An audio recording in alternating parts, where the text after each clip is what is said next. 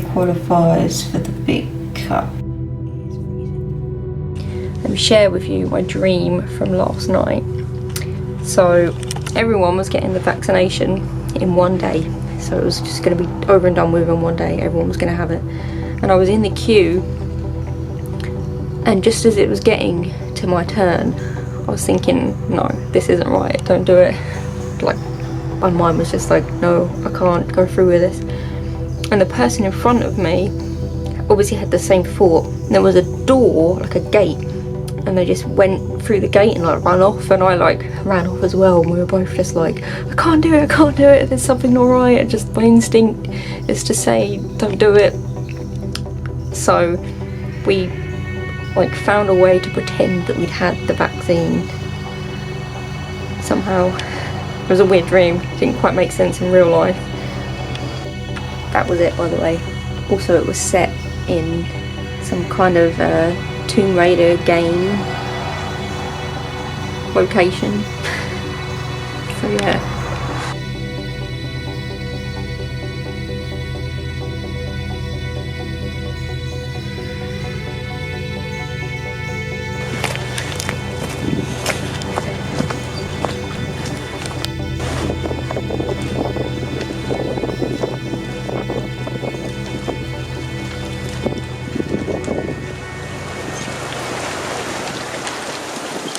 That is some wind.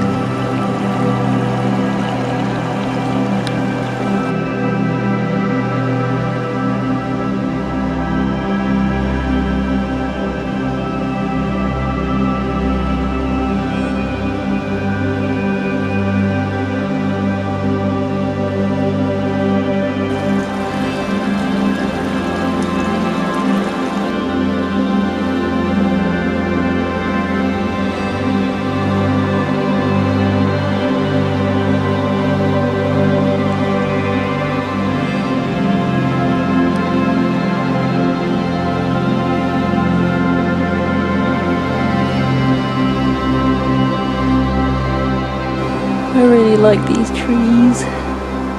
They're so pretty. My face is cold. My face is really cold.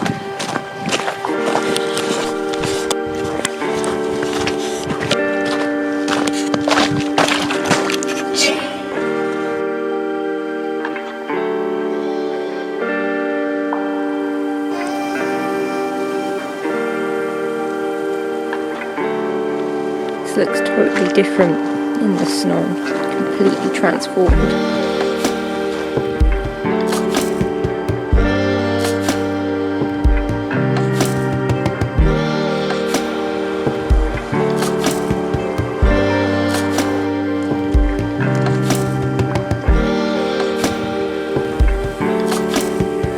Look at this mushroom family all snowed.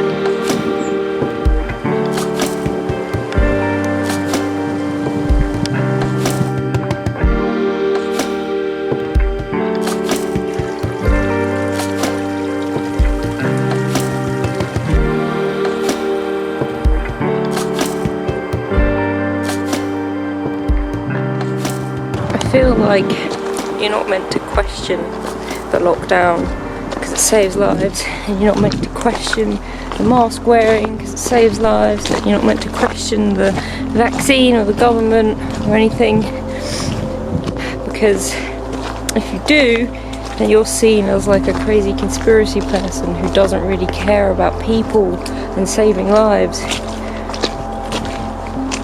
But really, it's just a disagreement. I don't agree with it myself. I don't agree with the lockdown. I think it worked at first. Now it's causing more harm than good. It's causing damage in the long run. And it's also causing harm and damage that just isn't being taken seriously. It's essentially taking lives to save lives.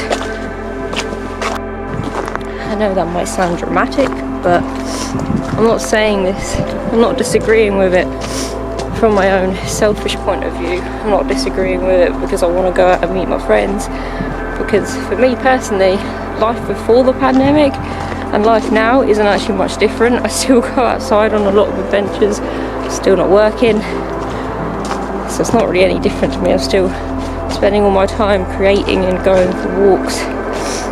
So I'm not saying this to be selfish. Stripy trees.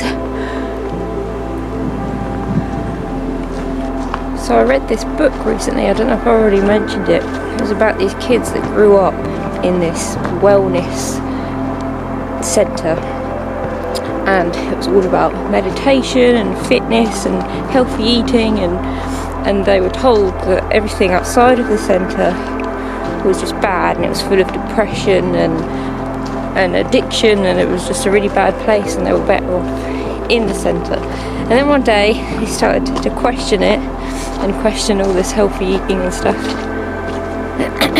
And well, I won't tell you if they were right to question it, because that defeats the point. The point is that regardless of the answer, they didn't know the truth unless they questioned it. So, question stuff. Christmas tree! Hello, another one. It's so cold, I think I'm just gonna head back. This was a really short, bad walk, but it's freezing. I'm gonna walk this hill just to keep warm. Scrap that, I'm gonna run this hill to keep warm.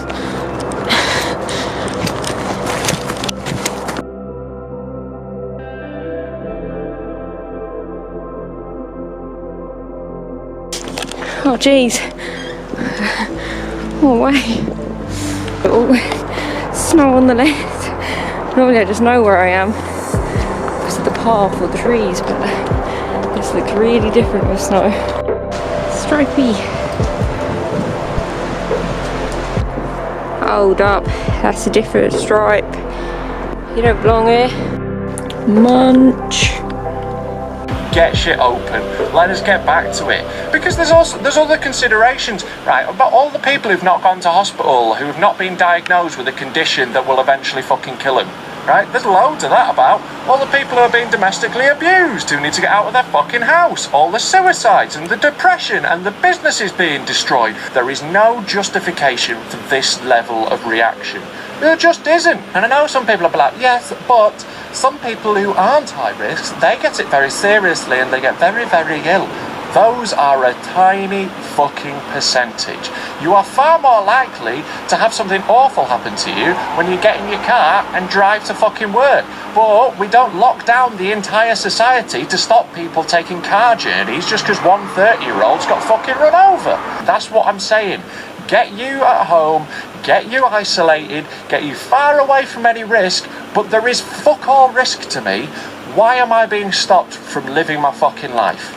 It doesn't make any sense anymore. Byrne said, I've been the loneliest I've ever been in my life for the past 5-6 years. This pandemic has made my already terrible loneliness and isolation devastating. It's not fun.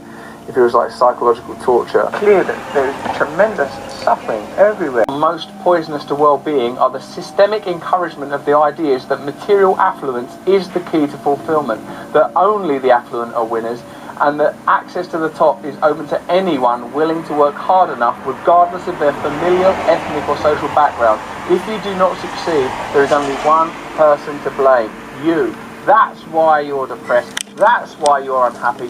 That's why you feel disconnected, because you are being personally blamed for the failings of a system designed to keep you trapped in those feelings of failure, and that is being magnified now that an out-of-control pandemic is positing millions and millions of people in cells of self-reflection, forced to confront the reality of our lives now, lives devoid of meaning.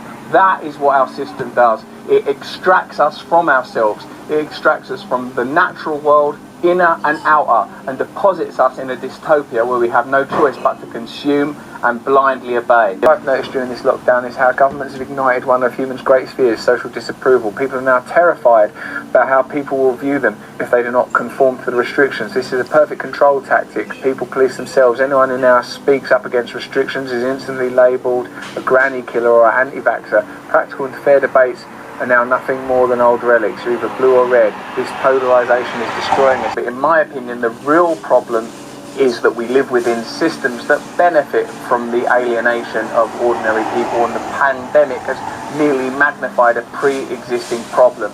Continually locking people down for months and years is going to break the country permanently. The extent to which it's the religiosity of it and the cultishness of it, where it's not enough to be seen to obey. You have to be seen to be celebrating. Yes. What we're having. Oh, you have to be enthusiastic about it. You get these people going, what's wrong with you? What's wrong with just wearing a mask if it saves lives? Well, first of all, we have no idea if it saves lives anyway. I think I'm just going to end it here. Thanks for watching.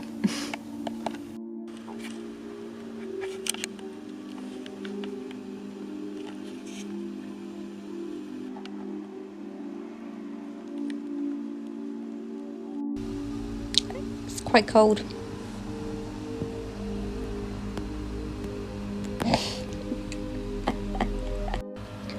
There's no socially distancing going on here, guys.